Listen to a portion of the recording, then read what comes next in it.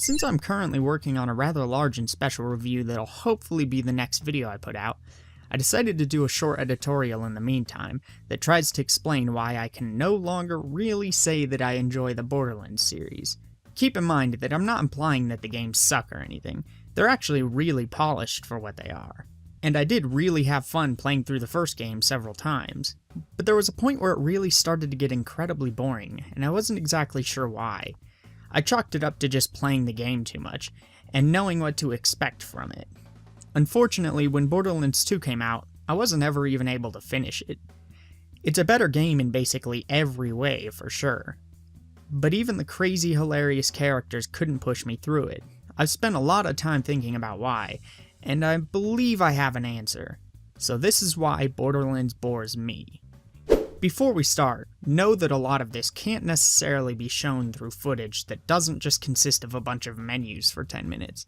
So most of this will just be random footage of Borderlands 2, though I will cut to examples when I need to. I should also thank the AJG show for inadvertently giving me the idea to do this. I would have gotten to this topic eventually, but who knows how long it would have been. I'll link to his channel below. He's got some really informative videos that do a great job of detailing game design and mechanics in ways that you might not have ever thought of before. So as I already stated, the Borderlands series is indeed really polished. They're easily the most polished and highest quality titles Gearbox has ever created, and I had been genuinely interested in the series since it had initially been announced, back when it wasn't cel-shaded and centered around taking rack hives out rather than vault hunting. I imagined a really kinetic and straightforward adventure in an open world. The closest thing I can compare it to would be a combination of the game feel in Destiny and Modern Warfare 2, but set in the sandbox-style, dark, post-apocalyptic world Gearbox described in the early stages of development. I didn't at all expect stat-based RPG elements to creep their way into the game, to the extent that they did. But I also wasn't necessarily against it. After all, at the time I was really falling in love with the Elder Scrolls games, and I'd been into JRPGs since I was a young kid. To this day, that's still my favorite genre. Unfortunately, I think it's these RPG elements that ultimately damage what could have otherwise been a series I could thoroughly enjoy forever. Borderlands has a host of conflicting design choices that leave the overall experience a muddy grind when you're honest about what you're doing. On the one hand, you've got an extraordinary amount of guns you can use, which definitely incentivizes looting and exploration, and that's the biggest selling point they've always hinged the advertisements on. But have you ever noticed that you end up rejecting nearly every weapon you find, usually because they don't have stronger stats than the gun you already have in that category? Since there's no way to customize any of these weapons, and since you have RPG stats dictating how good a gun is, the gun system ends up being the antithesis of a system that incentivizes looting and exploration. It instead just sort of exploits the drip-feed addiction parts of our brain. Most people aren't actually enjoying the looting. They're enjoying the rare high they get from finding a weapon that doesn't suck compared to what they've already got. I would say that's cheap design, not smart design. It's similar to the design you find running rampant in freemium games and mobile games, and it's the exact reason why, while we might not love these games, we find it really hard to stop playing them. I'm not saying that Gearbox shouldn't do this. A lot of other high-quality AAA titles do it too, but Borderlands has a fix for this problem built in already. All it needs is a few tweaks. Before we get to that though, let's break down the other problems found within the design here. In the Borderlands games, you have pretty big inventories, and they continue to grow the further you go. Since you have a huge inventory, most players just carry around the strongest weapon they've found in each category. While some people may understandably enjoy this setup, it actually eliminates a lot of high-level thought in play, and focuses everything on a numbers game. If you already have a gun for any situation sitting readily in your inventory, you don't have to work around problems. You just go to the obvious solution and hope your stat numbers come out on top. But when the gameplay is under the direct control of the player and is as kinetic as it is, these RPG stats and huge inventories feel completely at odds with how you go about playing the game. You're free to move around this environment in any way you want, and your own accuracy largely dictates whether you hit the enemy or not. But in the end, the only thing that really matters is the damage stat of your weapon. Everything else gets undercut by those damage numbers versus the strength of your enemy. There's no reason for complex tactics and full character control when your gun shoots higher numbers than the enemy. so you can just stand out in the open and blast things, only hiding briefly when you need to heal. At that point, the game would be more honest and probably make more sense if it was turn-based. This doesn't just affect the way people solo play, however. It also completely undermines the most strategic play in multiplayer as well, because everyone just carries around the most powerful guns they've found in each category. There's little specialization between characters, and even less planning that needs to go on. Every encounter just turns into a horde mode style affair against the same handful of enemy types. When everything's at your disposal, you always have the perfect tool for the problem. And when RPG stats dictate how well your guns do, the only thing you really need to worry about in the end is damage numbers. This sort of design can work in some situations, but more often than not it just leads to an experience where you're doing the exact same thing for 40 hours, praying to get an adrenaline rush from finding a more powerful weapon. You're stuck doing busy work until the game decides you deserve a treat. It's as if Gearbox wanted to create a game with the looting mechanics from a Western RPG, but were afraid that they had to use the other RPG mechanics as well, otherwise people wouldn't get it. There's a lot of polish in the Borderlands games, but I think the core mechanics contradict each other. The heart of the game isn't necessarily good design. So how could these issues be remedied in a way that keeps the core of this experience intact? My thought would be to start by majorly simplifying the stats. Don't level the stats of your guns you find with your character, or at very least level up the existing guns in your inventory with your character. Players would still find guns, and they can still be as diverse as ever, but you'd no longer be required to switch out to a gun that you don't want to use because your favorite gun is too weak. For the sake of this argument, let's pretend that the stats for guns don't level up at all as you level up. Instead, every base gun, of every type, from every manufacturer, has static base stats. What could be done with this? My first thought is exactly what most people who play Borderlands for a long time would say. Allow gun customization.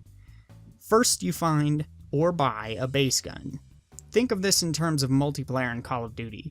When you get a gun, it doesn't have fancy sights, it doesn't have extended clips, etc. All it has is the core features of that gun type from that manufacturer. In Borderlands, you want an assault rifle that turns into a grenade when you reload? Buy one of the base model TDO rifles.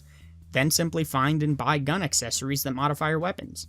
Find a new sight while exploring? That specific sight will up your gun's accuracy stat by a fixed amount. Another sight might give it a different unique bonus, like an accelerating fire rate the longer you hold the fire button. Find an elemental modifier, put it on your gun and see how it affects things. Want your gun to shoot rockets instead? Slap a rocket mod on the gun, though it'll probably lower your accuracy and rate of fire. This system is still technically based in stat numbers, as is basically every game, but the key is that the stats are much easier to directly manipulate. You can actively modify your weapon to be hyper-accurate at the expense of power and rate of fire, or you can choose to make it a powerhouse that shoots rockets, explodes when reloads, and catches enemies on fire. The key is, since the gun stats don't scale as you level, you're in direct control of this, and none of your guns ever become obsolete. It just comes down to your preference. Bigger damage numbers would no longer be the sole thing combat focuses on, and since sacrifices have to be made in order to make the guns that best suit your playstyle, you can get a lot more technical about how you strategize. It's not about just having the overall best weapon, it's about having the gun you want. It becomes a lot easier to understand how you're going to fare against enemies with this sort of system in play. The stats would be much tighter, simpler, and more meaningful. And Gearbox has all of the pieces for this already implemented. The guns are already made up of just collections of modular gun parts that get randomly assembled when you loot things, or when shops reset. And these pieces already modify the stats of an existing base gun, just like we're talking about. All we're really doing is taking out the level scaling, and allowing people to modify guns themselves.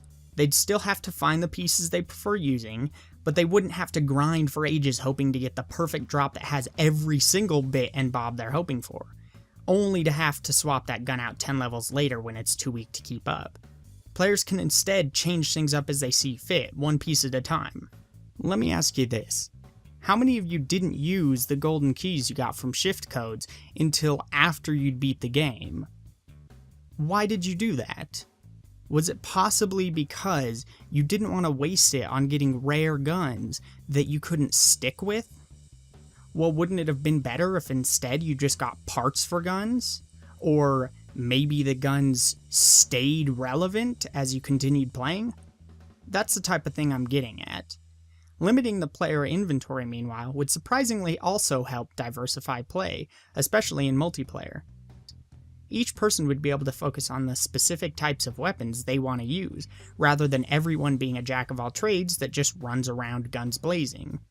Your sniper buddy could be waiting on a ridge not too far away, picking things off, while the tank absorbs punishment for you as you shock mod all of the enemies into oblivion.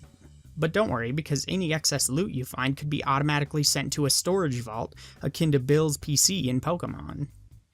Since the stats of the guns and players wouldn't be tied to a generic level up system, skilled players could actually incorporate high-level strategies to get through areas that are supposed to be too strong for them. It wouldn't come down to ignoring quests until they're too easy, or knowing how to cheat the system. It'd come down to being cunning and learning to play better. To bring the Souls games into a second video, it's similar to those where you can technically beat the game at level 1 if you're skilled enough, but leveling up still buffers things for less skilled players and gives you more combat options. Imagine the way skilled players could challenge themselves by simply limiting their skills and gun modifiers. And yet a system like this has no negative effect on new players.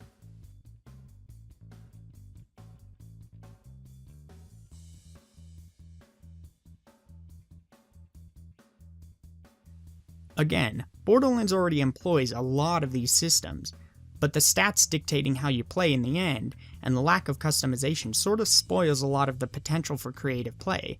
Instead, it all boils down to bringing as many high-powered guns in as you can, and forcing your way through everything.